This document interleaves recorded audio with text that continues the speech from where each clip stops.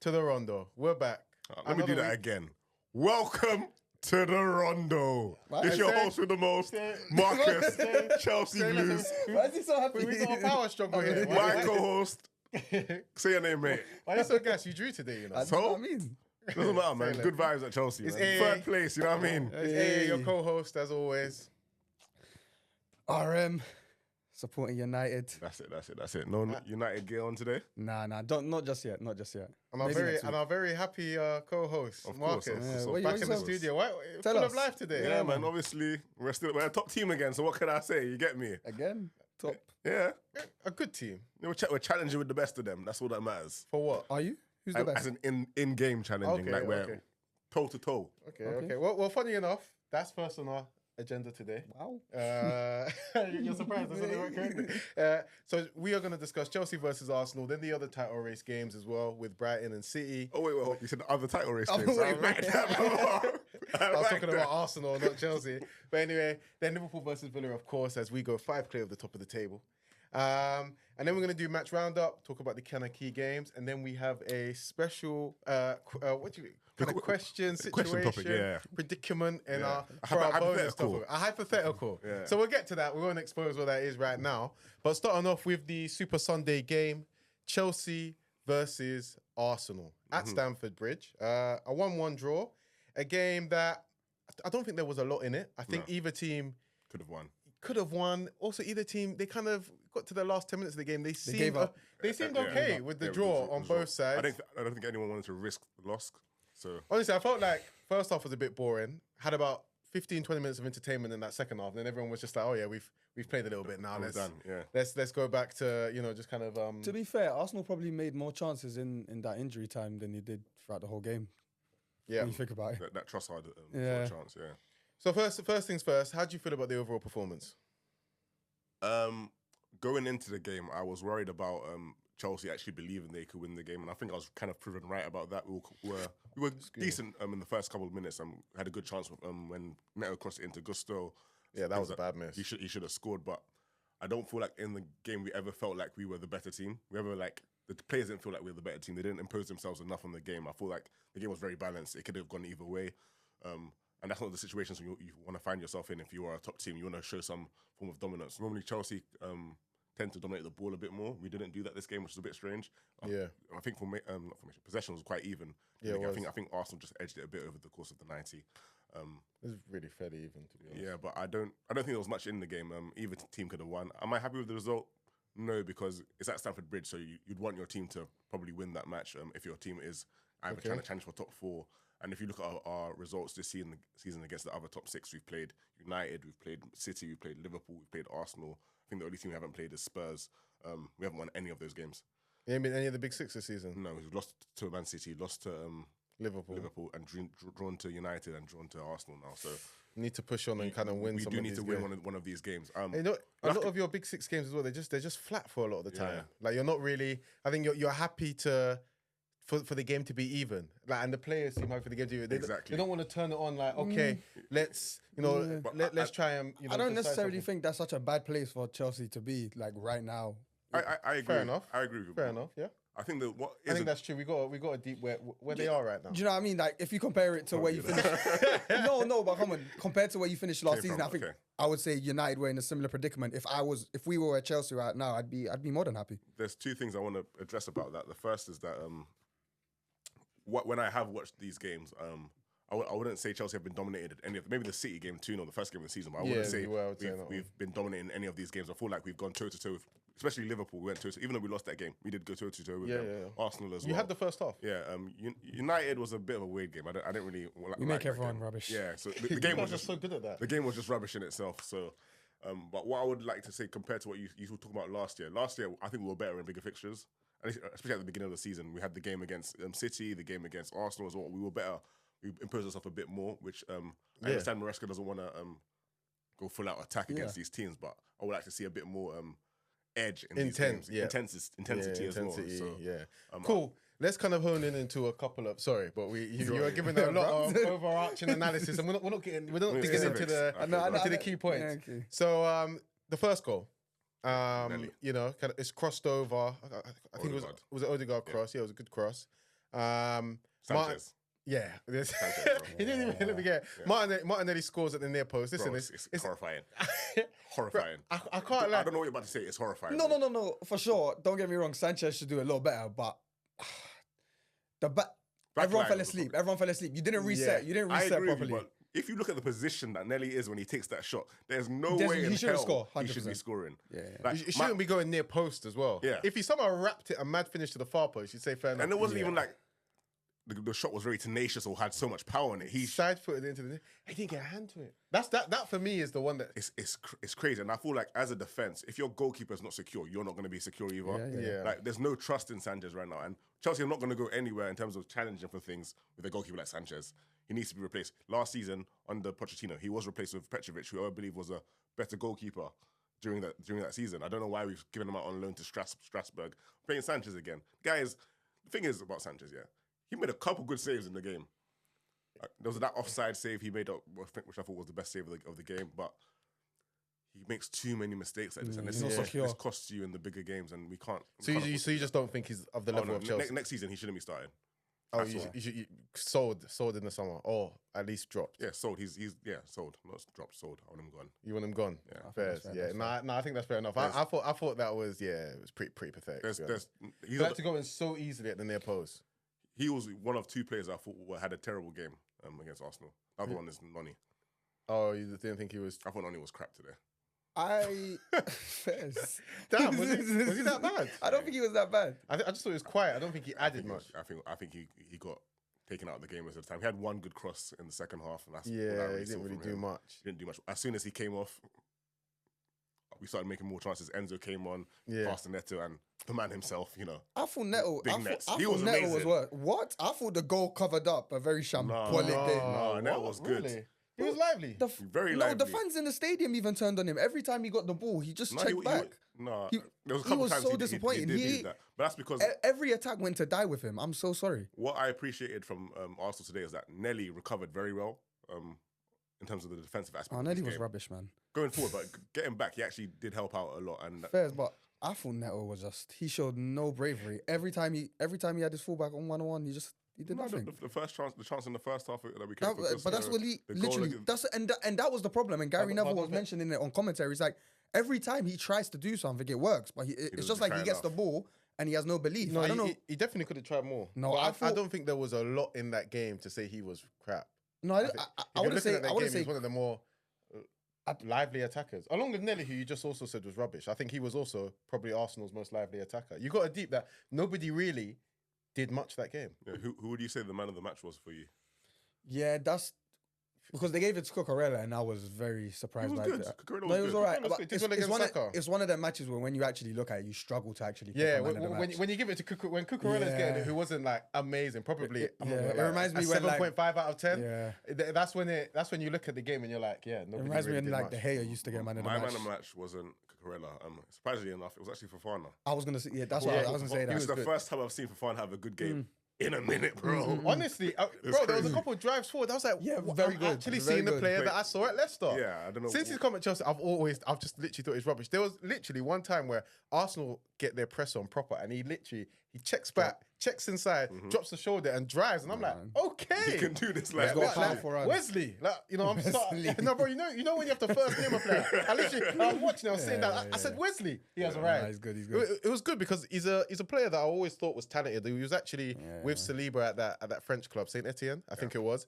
And they were both highly rated. I knew actually about both of them. Was the higher rated one at the time. Yeah, it was the higher rated one. I knew actually about both of them before they came into the league, like the hype around them. When he came in, I was really impressed with him. When he was at Leicester. Since he's been at Chelsea, it's just injuries, everything as well. Yeah, when he came back from that ACL injury he had, even just before he signed for Chelsea, he was looking quite off shaky, it. Yeah, and then when he got to Chelsea, just never really kicked on. So it's good to see him actually have a good performance today. What do you feel about the Arsenal performance? Let's forget about Chelsea for a second. What do you feel about the Arsenal performance? It's disappointing. You think? Yeah, I think if you're an Arsenal fan, I think you watch it and you kind of realise.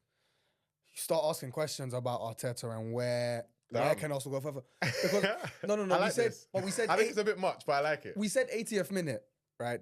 Both teams were playing for a draw, and like Arsenal coming to this game, 5 points behind? You can't really afford to play. No, more than that, 7. You can't afford to play for a draw. Like you have to go for the win. And any team that's looking, or any team that is a proper title challenger, I don't think would accept a draw in that scenario. I remember speaking to Jalen, and you were involved in this conversation as well before the game, and they were like, Arsenal can't afford to lose. Like, a draw is not that bad for them, but Arsenal cannot afford to lose. No, they couldn't afford to lose today. So I understand from Tedder's point of view why he'll be like, all right, cool, it's 80th minute. If we go for this, we could lose this game, and then the walls. That's 3. You do have to have that mentality, and that's my problem, though. I think Arsenal have to have that mentality where we will win this game, we won't lose, and that's what I think the top teams do. Like if you look at the Cities, the Madrids, if you're talking about top more attacking teams though, with Arsenal there.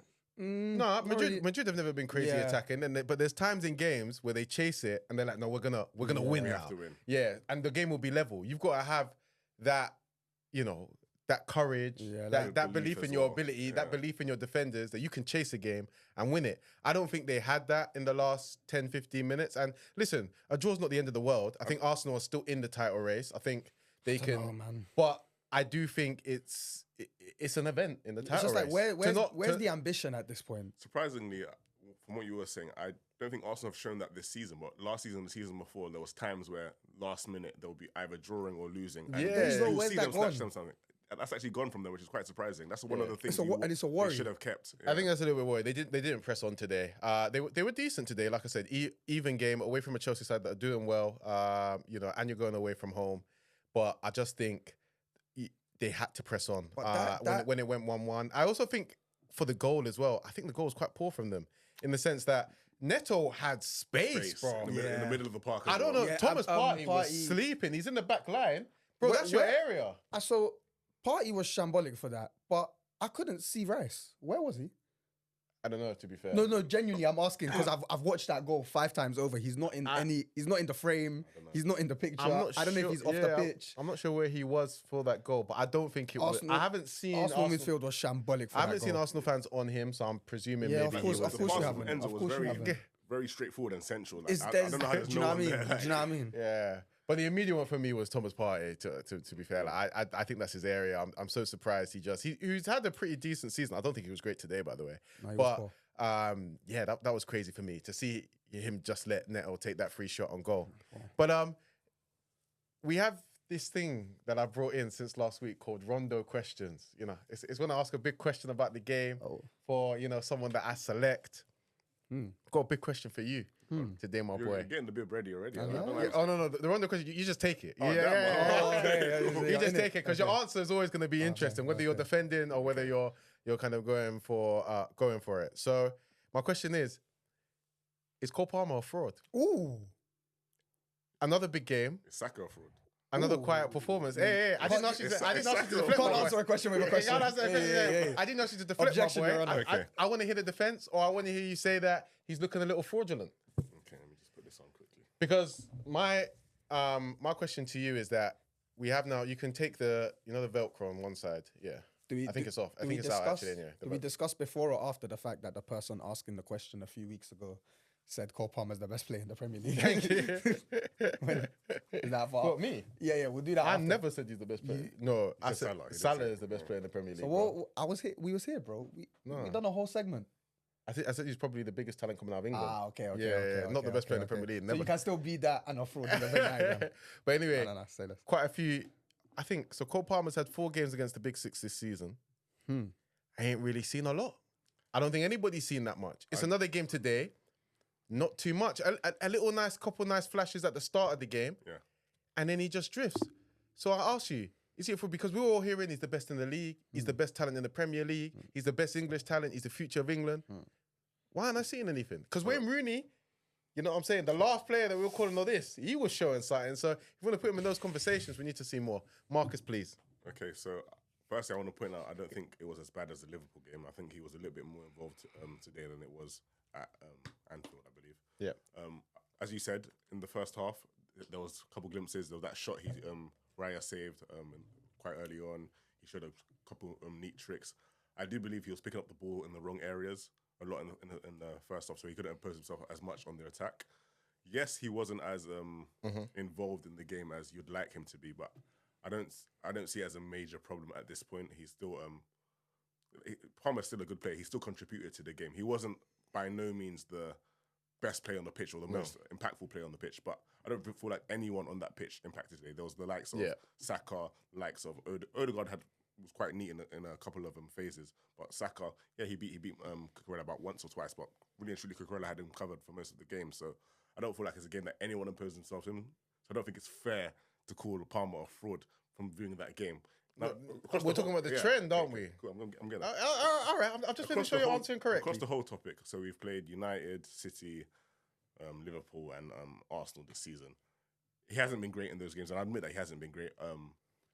It's still early on in the season. He still has time to impose himself in bigger games away from him and things like that. Last season, we saw it from him in big games. He was scoring goals. He was involved. So he is capable of it. He's not... But I don't think Palmer's ever been afraid of the lights or been afraid to kind of dictate play or things like that. I just think his natural nature is not very intense. Yeah. No. There's not a lot of intensity in his game. He's very... I don't want to say lackadaisical. It's just that... He's a laid-back guy. He's a very laid-back footballer. So... And I feel like at times in these games that we've been playing this season, we don't need a laid-back footballer. We need someone who's going to be like, all right, give me the ball. Let me do something. Yeah. And he hasn't really shown that as much. What I would also say is that there's been a slight change from Palmer. Obviously, last season, he was our main guy. And there's been opportunities in these four games that sometimes he just gets the ball and shoots when there's a pass, a better option to the right. Yeah. And I get that. Like, you'd always want your players to be shooters. I get that. But sometimes the decision-making needs to improve a bit more. And there's nothing wrong with getting an assist in a big game, but it seems like he just wants to do all the scoring. He's always very shot, like, friendly in a sense. But hopefully it will turn him. But he's not a fraud. Just give it some time. That's what I'm going to say. Okay. It was an all right answer. He's not a Salah either. Well, he did well. And that's what I'm saying. I think, to be fair, I think people have been a bit harsh on him. He's 21. Yeah, yes. But I think people have been a bit harsh on him. But I do also think Chelsea fans and a couple of other people in the league, Jamie Carragher, I still can't believe you, have kind of gone, Jamie Carragher called him the best player in the league. They swear? Yes. You need to write a handwritten apology to Salah, by the way. But anyway, but I just think people have got a bit carried away with some of the compliments and the gassing that they're giving him. And I think we're just seeing now that he's a talent. He's an excellent talent. But in terms of that polished player, the best in the league title, he's not there yet. You know what I'm saying? Because Salah, my guy, he shows up in big games. He shows up whenever it is. I agree, but the biggest problem is that not next week, we have an international break, but the next game we have against Leicester, Palmer could go and score 4 goals and have a 10 out of 10 performance that game. Probably will. So there's a bit of balance to it, like. Yes, but bro, you need to. When you're a top player, it's about badding up the small clubs and badding up in the big games. You have to be able to do it when everybody's watching. Okay, you make the difference. Win these games. I agree, but you brought up Salah. Salah against Leicester, he might even get a hat trick, but he won't be dominant across the 90. Palmer does that against some of the smaller teams. Salah's 33, and he's still better. Salah's never done that. I think Salah's had more impact over the 90, though. He's like a consistent threat. I don't think that's fair. I think I think Salah in his prime was a consistent threat throughout the 90. Yeah. He's just not a playmaker. That's it. Yeah, and then you start becoming a playmaker anyway. Yeah, I think you're just confusing making your mark on the game with being in the middle, and being in the middle of the pitch and everything going involved through. in the play. Well, yeah, but he plays on the right wing, so of course Hazard was on the left wing. He was involved in the play all the time. Come on, that's different. Be serious. What's the difference? Because he played left wing, but he basically came inside to be a playmaker. But anyway. Let's move on. Enough on Arsenal, Chelsea. I think a good game for the battle for the top 4. But Arsenal in the top 4 race. Arsenal in the top. A second ago you said title race. That's what I'm going to say. No, I still think Arsenal can get involved in the title race, but as it stands, they are amongst the top 4 race teams. I think even if you look at the table, it's first, second. And then from 3rd to 9th, there's only like 1 point in between. You can't. From 3rd to 13th, there's 4 points. Well, that's even crazy. Until they, start to close the gap towards Liverpool. You can't be 4 points behind a team in crisis and be in the title race. That's not how it works. What I would say is that they're closer to United than they are to Liverpool. I mean? But what I would say about Arsenal, that all their big games this season have been away. So they played us at home. Was it Emirates? Yeah. Okay. Apart from Liverpool. They've had a lot of tough games, though. Yeah, and Liverpool, City away, Chelsea away. They played Spurs, haven't they? Yeah. Spurs away, and what's another team I'm missing? United. Yeah. They played you. Yeah. That's cool. Oh no, No, we've got them coming up. Come on, is that away or at home? They're at home. Okay, cool. They played a lot of tough games. Yeah. They played a lot of tough games. They haven't really played a lot. Actually, no, they played some of the team at the bottom. But yeah, they've had. Chelsea haven't played any of the not relegation, the promoted teams yet, so I'm happy about that. Some free Oh hits. yeah, yeah, some free hits. They're not that great. Southampton and Leicester. Hey. Oh, Ipswich as well. They were shocking. Nah, Leicester are bad. yeah, none of them that have been promoted are that good. So Ipswich are like, they'll give you a little something and But then they'll they just lose fall, again, and then they yeah. just fall over. And then they just Yeah, fall yeah. over. But yeah, none of them are good. None of them are good to be honest. Speaking of the promoted teams, how did you feel about the United Leicester result and the performance? Well, that's not the agenda, but I okay. just want to know. But yeah, we'll just. What's next on the We'll agenda just then? go. We'll just go. What's Oh, next? next on the agenda is the other title race games. Okay. But United was the headline for the match roundup. Okay. But okay, yeah, very quickly. It's your show. Your show. It's not my show. I'm just the host, man. I just want us to follow. You know, we've got tight time. Cool. We were talking about City. So City lose 2-1, yeah. 4 games in a row. Things that you love to see. They man. have lost 4 games in a row. Couldn't have happened to a nicer guy. So I think this City and Brighton game gonna kind of round it off. You know, not too quickly, but we're gonna analyze on the key points. But I think what we've got to say is, firstly, like what is happening. Because I don't know. Did you guys catch the game? Yeah. I got the highlights. Okay, fairs. So basically, City were really good in that first half. Like they dominated the game in the first half, the best that they played in a while. Haaland had a couple The chances. second half, they just dropped off, and like in terms of performance levels, and Brighton just started playing through them. Like it seems really easy to play through the middle of City at the moment. Raf, why do you think that is? To be fair, I think with City, I don't think it's just one problem they have right now. I just think they're coming to the end of that cycle. Really. Oh, okay. So it's just when a few things kind of start to go against you and start to go wrong, it's easy for momentum to start going against you. And I think if you look at it squad-wise and recruitment-wise, they're obviously probably the weakest they've been in a while, especially in that midfield area now that Rodri's gone. Because it's not the first time that they've had Rodri out for a long period, but it's the first I think time. it's the first time they've had him out for a long period. No, I remember, wasn't he not injured 2 seasons ago? He had a little... I don't think he's ever missed more than like 3 games, and they've never performed well while he's been out. Fair enough. It might have been... No, it was De Bruyne that was out. Yeah, De Bruyne's been out a lot. My point is they've had these long-term injuries in the past and been able to deal with them because their squad has been so deep. Whereas now they're relative to kind of what they used to do, they're struggling in the transfer market. Thank God. I think you're probably kind of getting to that stage where Pep's going into the dressing room at halftime, and instead of kind of galvanizing the team, they start looking at him like, oh, this guy again. Like Motivation's gone. Yeah, it's just I don't think it's any one thing in particular with City. I think they kind of they're at that stage now where they have to rebuild, and Pep either has to kind of commit and completely transform the team, or Pep has to leave and they have to get someone else in. So you really think can it's coming motivate the towards team. the end of a I project, mean, it's been what? It's nearly a decade at this point now. I 8 think, years, 7 years. yeah. No, So I think it's 9. it's coming. Yeah, it's coming 8, This 9 is the years. 9th year because he's been there since 2016. Yeah, 2016, like 2017, like yeah. my boy Ten Hag said, eras must come to an end. It turns out he was right. Unfortunately, he was wrong about who would bring it. Who would make it? Yeah, but Okay. So do you think City won't be? They're not going to be as strong this season. It's not going to be their second win. No. I can still see them after Christmas, going on one of those runs, but they will be weak. They'll be easier to get through. And I think look, a lot of their kind of defensive structure in the past was based on Walker being able to kind of handle those 1v1 situations. Oh, and it don't look like he can. Exactly, and He looks so washed. exactly, and Rodri being able to eat a tactical foul and kind of get away with not getting a yellow, and they've kind of lost all that. So when all those things start kind of going wrong at once, it kind of looks bad and it looks like a crisis when it's just they've just lost a bit of steam, really. Fairs. I know they've lost quite a few players at the back, obviously with Diaz and Rodri, and Walker's kind of gone down in terms of his ability. But I would say they have not been as potent in the final third as well. City used to score a lot more goals and Yeah, but blow teams away quite early on in the game. They had the chance to do that against Brighton. They only scored the 1 goal in the first half. Yeah. Haaland had, I think, 2 other one-on-ones which he should have actually finished. And if he did, they wouldn't be in the same position they were in the second half. So for all round, the team is kind of just struggling.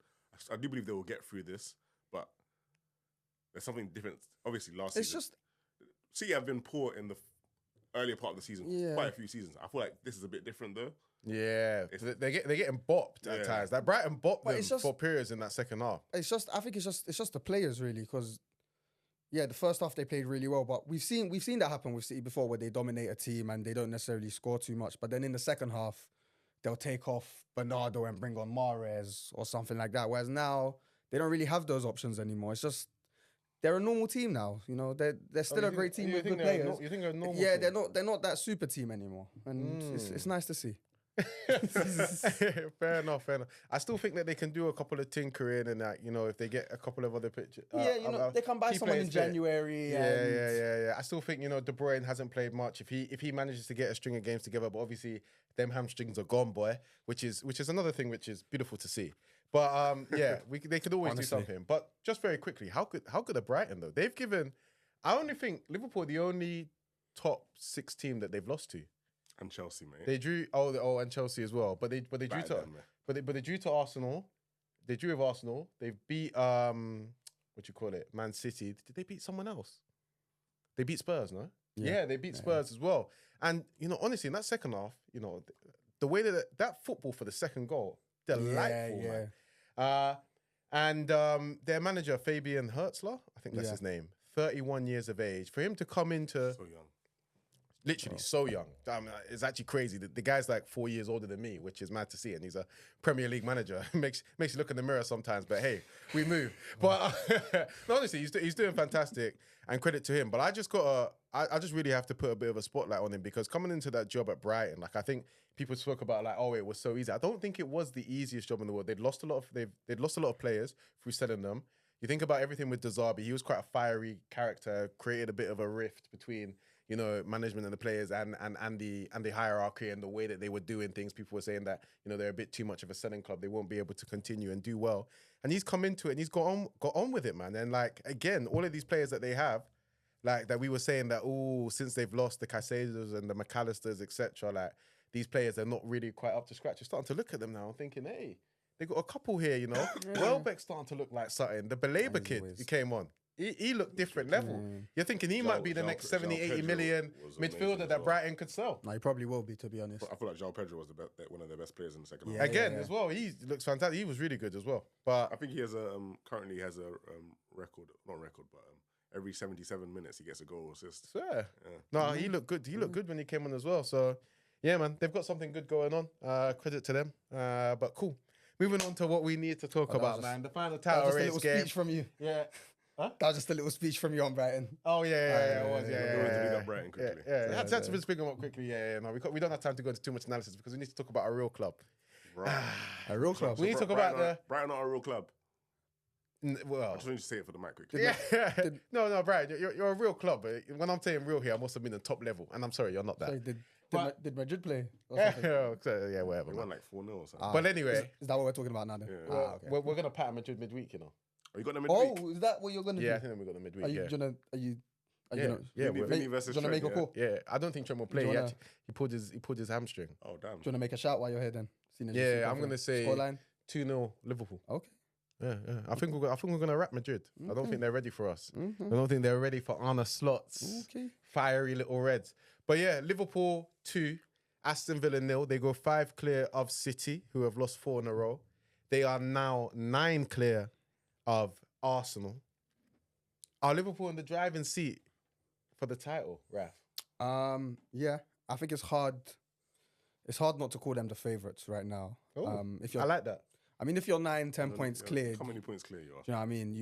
You have to be. Now, all credit to Slot, to be honest, and the work he's done. I do have a caveat on that, but I think a lot of people, when he came into the job, thought he had a bigger job than would have appeared on his hands, and people thought he might flounder. A lot of people didn't Might think he take a was little up bit to of the a job. while to get cooking. Yeah, but he's kind of done all you can really ask and more. He's taken a team that seemed like it was in transition and really stabilized them. He's maximized their strengths. He's hidden Improved some players. Exactly. He's kind of hidden their deficiencies. He's worked on the weaknesses that we spoke of under Klopp in terms of being a bit too vulnerable on transition, not being able to take the sting out of games. and he's got Liverpool in a position where they're challenging for the title. Now, what I will say, I think a lot of it is off the back of Klopp's work. 100%. And one thing I will say with Liverpool so far is I don't really know what a slot goal looks like. I haven't really seen one. Every time Liverpool score, and I'm not saying I watch every Liverpool match intently, but most goals seem like Especially this game, the two they're counts. based on transition. I think that's harsh. I mean, I think no. I don't necessarily mean this as a criticism of Slot, and I could potentially, but my question For mark, Liverpool, it's a benefit though. 100%. My question mark around Slot will be how much of this is kind of intentional coaching from him, and how much of it is kind of muscle memory left over from Klopp. only elements. If And you what watch us happens? week in, And week what out, happens when that runs out? So Brilliant. I I'm can gonna let you finish. Man. I can see, for example, I can potentially see a scenario where Liverpool go on to win the league this season, but as kind of that Klopp muscle memory runs away and Slot imprints himself more onto the team, maybe Things might Liverpool change. don't do as well next season. I can potentially see that, but it's a question mark. So I can also see Slot pulling something out the bag and replacing that method of chance creation. But I think there's some truth to the point you made, but ultimately a lot was wrong in there. I'm happy to be proven wrong. Just because you don't watch Liverpool every week, there is definitely a lot of Klopp muscle memory which comes into the team. I think sometimes they revert to type at times. We saw that against Brighton, and with the 2 goals against Villa today, they were very much kind of Klopp kind of goals. But I think it's just Slot, allowing that to still be there, because that's a great, kind of element. Yeah, of our no, game for and sure, tool for that we sure. have. But if you've watched us, we've created some chances and scored some goals through, like a bit more intricate passing play. And genuinely in our football as well, we are like a lot more patient and less direct. Like kind of the big Van Dijk diagonals, for instance. That's just one thing. They aren't really a thing that we kind of do anymore. He likes us to try and like play through the middle. No, I think he's been and- clever with that. I think Yes. that's a good thing for Fairs, Liverpool. fairs. I think and what I think is very good about Slot as well so far. He doesn't overcomplicate football as well. He's got Very that. I kind of see a bit of Sir Alex Ferguson in him in terms of not. Let me. I'm You not always praising do- him you like always do that. this, Raf, you High know praise. that. I know. What a massive I name. know. Come on, I'm really loving this. Now go on. No. In man. terms Go of on, go on. in terms of the way. Let the man speak. No, because you're not gonna like. You're not gonna like what I can say. You're not gonna like what I can say. So a lot of people kind of have the view of. A lot of people have the perception of Alex Ferguson as not being a very tactical manager, but really what it is with him is that he kind of. Ever said he didn't work on tactics at all. Look at that guy. What does he know? But what Alex Ferguson did very well is he bows the game down into 1v1 battles all over the pitch, and he knows he has the players to win those battles. And I think Arne Slot does something similar. And a big criticism of Liverpool right now is that their midfield can be quite open, and they expose their back line. But I think a lot of that is by design. And Slot kind of goes, well, I think my defenders can win these battles 1v1. And if you've got Konate and Van Dijk there, why not take that risk? Oh, but those two, by the way. Oh, best centre-back pairing on the planet right now. Better than Saliba and Gabriel. On form, Please yeah, on form. don't say that to me in an exclamation type of tone. No. about better than Saliba and Gabriel. Of course, they're better than Saliba and Gabriel. Bro, be serious. Especially this season. By the way, when it comes to Van Dijk, those two are small boys anyway. But Van Dijk and Konate this season, in terms of what they're doing, they're the best centre-back pairing on the planet, bro. They are colossal. Like, bro, Van Dijk does not lose anything in the air. Konate does not lose anything on the ground. Bro, everything, they are top-notch, man. And that's the thing, like, in that Villa game, we were coming under pressure for periods in that game. And like Raf said, by design, I think Slot, he likes to take the foot off the gas and, kind of conserve energy for a bit. And Van Dijk and Konate just everywhere, blocking, sweeping up, winning the duels in the channel. They're top draw, man. And it was another great game from them, man. And I'm so proud of their performance. But we do need to kind of move on. And just before we do... Sorry. Say one quick thing about Slot. There's 3 things I just want to quickly address. Firstly is that, obviously, you're discussing what he inherited from Klopp. The most important thing I think he inherited from Klopp is the spine. You have the Alisson, you have the Van Dijk, you still have Salah. You have players who can make a difference and make a change. That's always going to benefit any manager. Experienced Premier League veterans who've won the Premier League, won the Champions League. That's always going to be a boost. Secondly, what I'd say about the whole Klopp tactics thing is that, as I said before, it's a benefit. So what Liverpool tend to do, what Slot tends to like is on and off the ball control. That's his thing. He wants to control the game. He wants to be in control of when chances are being created and whatnot. And sometimes it happens where games are teetering on being like cagey with Slot. Luckily, Liverpool have that thing where they can just turn on Klopp's football and win a game. That's always a benefit they're going to have. But I do agree with you that further down the line, when the spine goes, when they start to replace players, that's when his job's going to get very tough. We're going to see the real definition of Slot football. Yeah. But what I would like to say, I am impressed with him. I don't want to overgas him too far yet. I don't think he's had as much of an impact on Liverpool as we think he has. Yeah. That's what I would say. I think I'd have to agree with that. Okay. No, I can see that in part. I think, he's done a lot of good, but also he's kind of taken on a lot of the good that Klopp's in terms of left. He's done everything that you can ask from him right now. You can't ask more of him right now. It's a mark of intelligence itself that he didn't ruin it. Facts. Yeah. Which is very true. But he's looking like something, man. And to consider that, this is a week where, he kind of came into the job. He wasn't the first choice. We all know that we wanted to go for Xabi Alonso as the first choice, and he decided to stay at Leverkusen. And you think he absolutely smashed him up. He might not have even been the second choice. Bro, that's a bad boy statement. Like, you come into the job as the second choice. You know what I'm saying? You're a bit more low key. Nobody really. I didn't know anything about Arne Slot. I don't think most of the Premier League did. He done a good job at Feyenoord, but they're not a club that was really on the world stage, and what he had done was. Let's hope we don't have any Dutch listeners. Hadn't been out there like that, like what Alonso had done at Leverkusen, and to smash him 4-0 like that, man, I can't lie, he's in my good books right now. But anyway, quickly, I want to ask you a question. So, obviously, you're used to Klopp, the passion he used to bring. He used to have a very good relationship with the fans. Yeah. How has Slot been in developing that relationship with fans? Do you feel like there's some sort of affinity towards him, or? Yeah, definitely. I mean, he's not. I don't think he's as big of a character as Klopp. Klopp is like a huge sort of man of the people type of character. Very good at that usually. He's very honest. I can't lie. He's not as nice as Klopp is with the players. But even in Holland, I was speaking to a Utrecht fan randomly this week, and they prefer Slot over Ten Hag. Yeah, obviously. Even before. No, Ten Hag. He's quite disliked in. He's not very likable. He's not likable at all. No, not really. He's quite arrogant at times and delusional. No, but Slot is quite likable. He speaks very well. Breaks down tactics very well. He's got a bit of like chippy chappy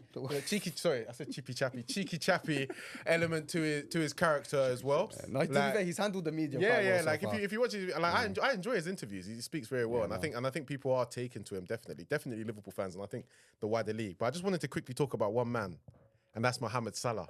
Scored again today. And I just, I don't want to spend too much time because there is a last question that I need to just answer quickly on Liverpool, but I just got to say, this is the greatest winger in Premier League history.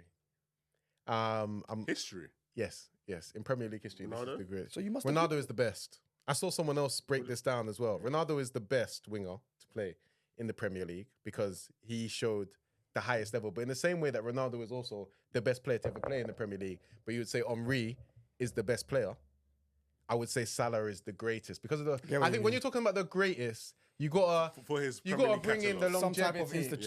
You gotta bring in the longevity. You gotta bring in how much of an icon you were. And Ronaldo, for me, he's a bigger icon for La Liga. Because of what he did at Madrid. We didn't get the best of Ronaldo as good as he was. I'm not mad at that. I think it's fair. I said it to you the other day. I think Salah's Liverpool's greatest player of all time. No, I'm not sure. I'm not sure about that. If he takes you to a league title this season, it's greatest player of all time. How can you argue? Well, more so than what King Ken and. Come on, man. We don't know these man. Come on. The 80s guys were there. We don't come on, man. You have to pay respect to them. That we've seen. We're born in the 90s, man. Come on. Yeah, I know. I mean, I don't. Okay, I didn't watch these guys. I don't know, but I can't just go and say they were there. Oh, I can. Yeah. You're going to upset my dad. Sorry, Uncle. Ronaldo's the best player to ever play for United. In terms of technical ability, 100%.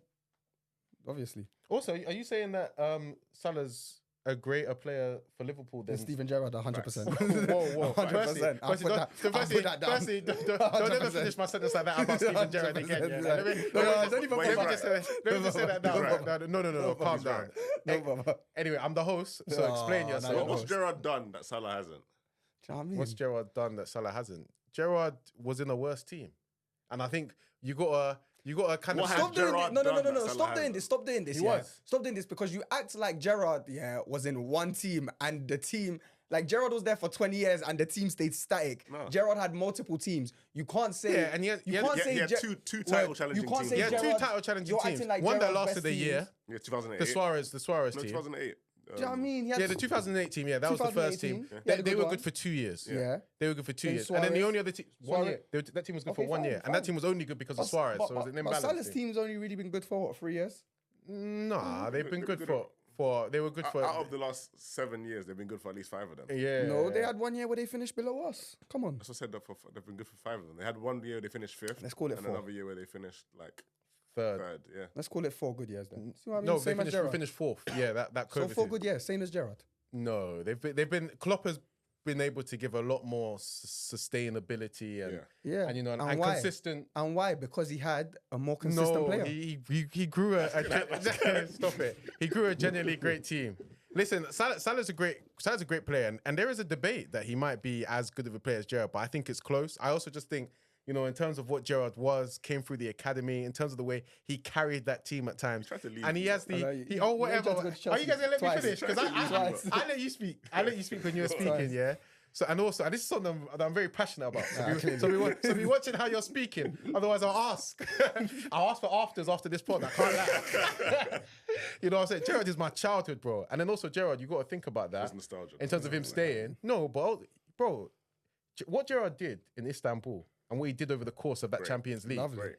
That can't be replicated. No, so, facts. and you're thinking that night for us Liverpool fans, you know, I cried when we were 3-0 down to Milan, you know. And I'll say that, real G, it is what it is. I was 8, but but it is what it is. And we As I've said, worked that back. That's one moment. Salah has that consistency across a period of time. Like he just, So Gerrard wasn't consistent for Liverpool now. Yes. they weren't top level. No. all the time. Yeah. Yes. it, man. Yes. He What are was. you talking about? Of course he was. Gerrard came third in the Ballon d'Or, you know. What has a PFA, has a young did he- PFA. did Gerrard he- has multiple. But did that amazing happen every seasons. year? Gerrard was I think Gerrard has the most appearances in the Premier League team of the season. Consistently. Of course he top does. drawer. Of course he does. Come on, Anyway, man. we're not here to get into this debate, and I can't believe you two, man. You guys got no class or decorum. But it is what it It's is. also easier to shine when you're playing around bums. But anyway, that's Oh, that's a good point. Whatever. Good point. Whatever. But I was just gonna say, in terms of Because Liverpool, was he in them Ballon d'Or rankings when Suarez was in the team? Nope. what, he was No. older. Only when it's Dirk Cow and Sammy Hipia and them man there. you know, He was older. literally. He was older, And and it was actually the reason you lot failed that season. we're veering off topic, but whatever. I was gonna say, back onto like Liverpool as of the now. I am starting to really believe that we could win this title. I can't lie, but I just do think that I still need us to play. I think it's in a couple of weeks now. I think it's after the international break. We need to play City at Anfield. I need to see that because even though we're 5 ahead of City, you lose that game, it goes down to 2, and then it's pretty much touch and go again.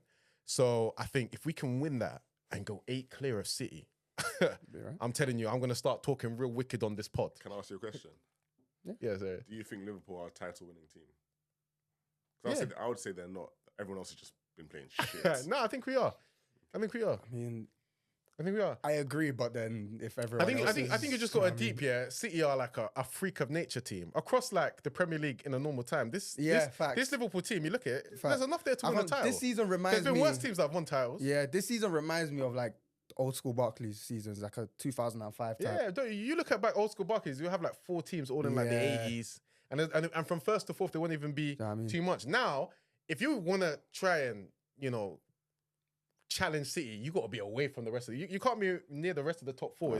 It's you and them going late 80s, maybe 90s sometimes. I've seen United win the league on 70 something points. I was actually doing some research. Yeah, wasn't that the thing? The treble winning season, you got like 78 points. I won the league. It might be. There's a few. This is what I'm saying. It's never the Premier League's never been like a high. Oh my god. Oh my. That's how bad your points are. That's how bad it is. Yeah, whatever, man. The technology doesn't even want to comply. Just give up. You're done. You're done for today. What I was gonna say is that I've actually done some research into this, and even back in old school Premier League seasons, the title winning team would only lose 3 or 4 games the whole season. But I think draws were more. Common. Yeah. Yeah, a lot of draws. But that's stayed very consistent as to now. It'll be 3 or 4 games lost. And if you're looking at City and Arsenal, they're already City have already lost what 3 games in the league this season. Yeah. Arsenal have already lost 2. Like, Yeah, it's a it's not, they're not as secure as they used to be. no fact. I don't think they're not the super team Yeah. that But we know also- anymore. They're just they're just a very good Decent, team. yeah. Yeah. It's going to be a normal Barclays season. They're going to be Yeah. twisting What, turns. what's the points tally? What do you think the title We in the is? 80s. Mid 80s, I even think. Mid-80s. I can't even see it being low, like 83. No, not with Pep about. I'm telling you, he will You're just- tinker and he will get it together. Do you And think so? yes, I and they can't will lie, and they though. will I start don't winning. think Games. that's as sad as he They're said. not last gonna win time- like the 14 games in a row or something. The but last time I've seen Pep disrattled, the guy ran away and went into hiding for a couple years. So Oh, stop. But Barcelona. yeah, We need to move on into match roundup. Cool. First game, Man United versus Leicester. I thought did we not? Oh. No, we didn't actually speak about it. So Ruud van Nistelrooy leaves Man United undefeated. Greatest ever Man United manager. What's he going to go into now? Because I heard he's not staying under Amorim. Yeah, I don't really know. He's making overtures. I mean, he's been very public about the fact that he wants to stay on as assistant manager, but Amorim's the one. to make it. I don't know. But I don't think if you you are really- Amrim, I don't think you can have someone that's gunning for your job really. As your number 2, it's not really sustainable. It reminds me of when Van Gaal had Ryan Giggs as his number 2, and like there was a lot of tension and friction there. But I make a think little closer. all credit to Van Nistelrooy though, because he's kind of done all you can ask for him as an interim. Really, he's got 3 wins, 100% win record. He's kind of He drew to Chelsea. He hasn't got any. oh yeah, sorry, my bad. But he steadied the ship. He's got us into a position where Steady the ship is a. well no, He because did, you though. look we're They were we're shit now beforehand. yeah we're Yeah, to be fair. listen. A month ago, It's better. It's better. A month, You've only got one place up on the table, though. well, yeah, but a month ago, look, we looked like it could be a relegation battle. That's how bad the form was. Whereas now we're 4 points off 4th.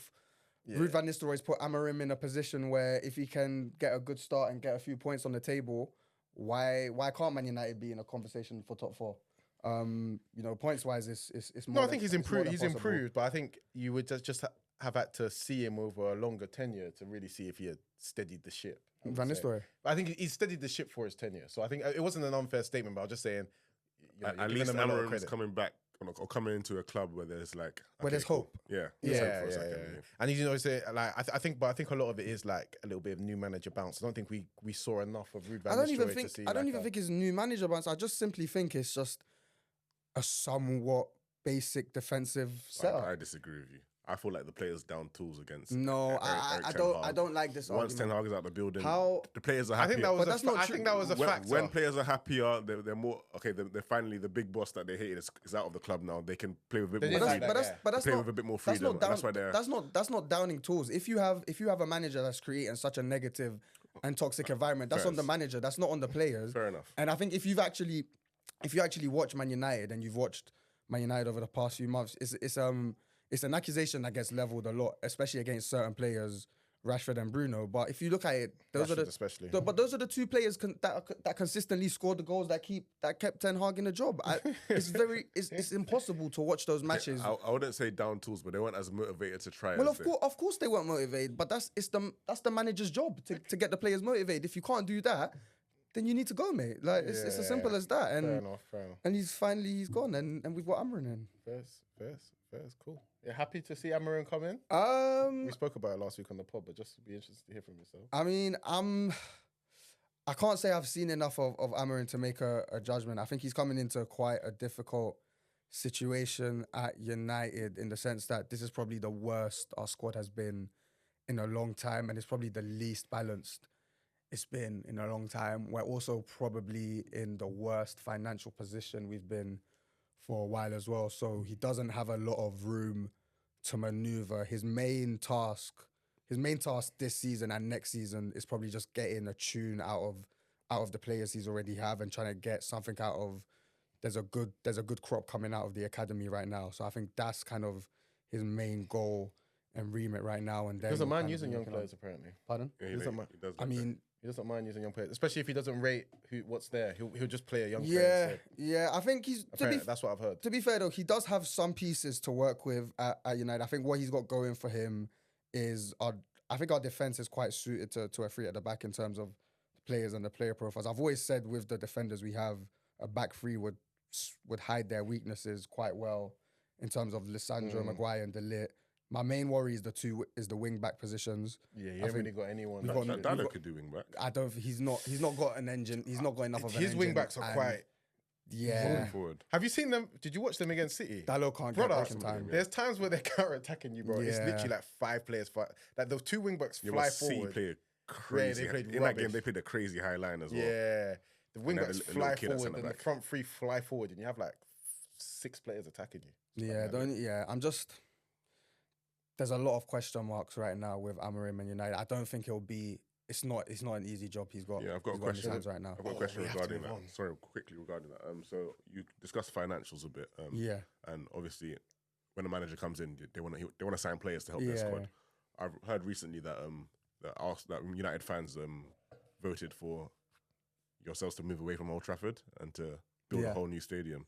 If you're gonna undertake a task as big as that, surely financial is gonna be a problem for the next few years. Like, yes or no? It's not. Our financial problems aren't. We have no money as such. It's more FFP and Okay. related. so, in so the terms- cash flow is back there. Yeah, it's not necessarily that we're broke as such, but we just don't have much headroom, and I think stadiums and things like that they completely count out of Different, FFP, and I think we're getting quite a lot of funding from external sources. Okay. That'll We'll be be fine fine. Yeah, I think we're just restricted FFP because we've made quite a lot of big signings. Big signings under Yeah. Ten Hag. Ten Hag. Yeah, that's the Ten problem. Hag's done some real damage to that That's club. that's the problem. It's not like he's given us. It's not like with Chelsea where he's kind of given. At least with the Chelsea signings, there's a base of players. The We manager just can signed pick so from. many that some of them had to be good, Exactly. man. Some of them will fit, and the Yeah. rest of them they've got some resale value. As Yeah. if you look at our players, the young ones that he has bought, they don't really have resale value because they've been bought for such large sums, sums. like Zirkzee and Hojlund, and then the other ones like Agate, Casemiro, De Like, it's Ligt. just crap. They're not of the profile that you can make money on. So But very quickly, on the rest of the match roundup, cool. he was actually probably man of the match. To be fair. Ipswich beat Spurs. You got it. Yeah. Oh, sorry. Yeah, he had a good. He actually had a quite good game. Oh, fair. He was actually all right against Chelsea as well. Yeah, I think. No, we can't. We can't. Sorry. We can't. So we'll do it But extra round up. Ipswich versus Spurs. Who cares Spurs about lost. that, man? I don't watch the games. You know what I mean? No, but as in, I didn't actually catch either. But Spurs, like they That's beat Ipswich's first win, though. Yeah. On the season. Yeah. Yeah, they beat Villa. I think Ipswich's last win They're the new win derby, in the innit? Premier League is in 2002 or something. But like, so I mean, it's Spurs, not like they haven't really been in it since then, but no, they have, bro. Ipswich. Oh no, I don't think they have actually. All right, actually. But anyway, so Spurs, they So- beat Villa 4-1 last week. Looking like they're gonna push on, be part of the top 4 race, and then they lose to Ipswich. No, if I'm not surprised because if you watch their performance midweek against Galatasaray, No good. Oh, That was no, crazy, not good. though. Yeah. bro, like Galatasaray really But- and truly should have but- won like Yeah, 6-2. yeah. Yeah, legit. But they weren't playing their first team. So There's a lot of first team members. A There. lot of first teams, but there's a lot of rotation. And they brought half of Dominic Solanke came on, Kulusevski came on, like a lot of their players came on to try to save something, and they couldn't. I'm not surprised. Like Spurs are a up and down team. They're gonna give you days where they beat Villa, they might beat an Arsenal here and there, and then they're gonna lose to relegation fodder. they're just so irrelevant. I don't get why people analyze them. Like, oh, will they? Won't they? Like, no, they won't. They'll just, this is what they'll do. Fair It enough, was a waste man. of time. That was quite jokes. First they will, they won't, they won't. But Obviously, last week you had a lot of Spurs fans on the pod.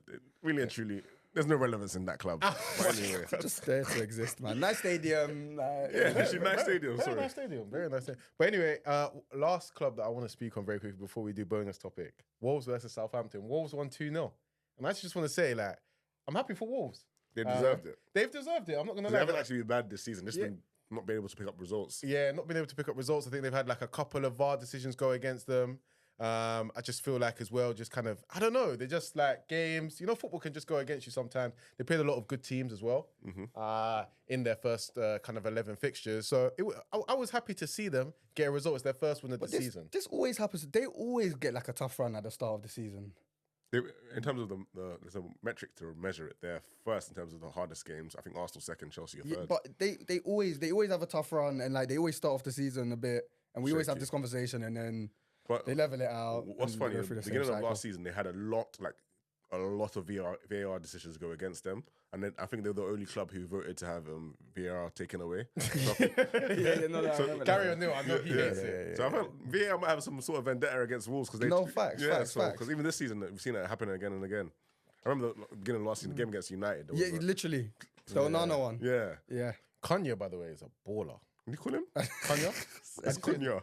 Oh, is it Cunha? Yeah. Oh, fair. No, I've been said calling him what? Cunha. I said I've been calling him Cunha since. Whoa. But- That's hilarious. But yeah, Cunha, absolute baller, bro. He scored the second goal. It was a good goal, but he's generally one of the better players in the bottom half of the league. And I quickly want to talk about a different game. Forest versus I didn't watch this game, but Forest versus Newcastle. Like Forest has been very good this season.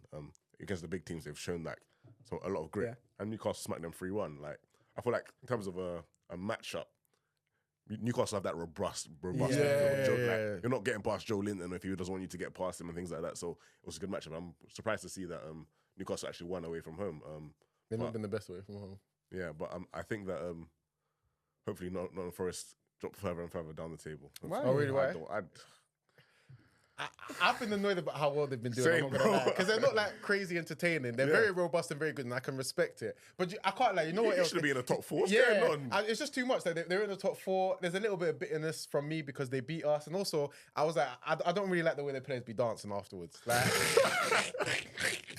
no, it's absolute vibes. But you know when it's against you, I said Graham Souness over there. no, there is a bit of that. I can't lie because. And their videos after the game, bro. Nah, bro. Yeah, after they beat Liverpool, when I'm seeing Hudson All Odoi, I know, Callum Hudson-Odoi, and who's the third one?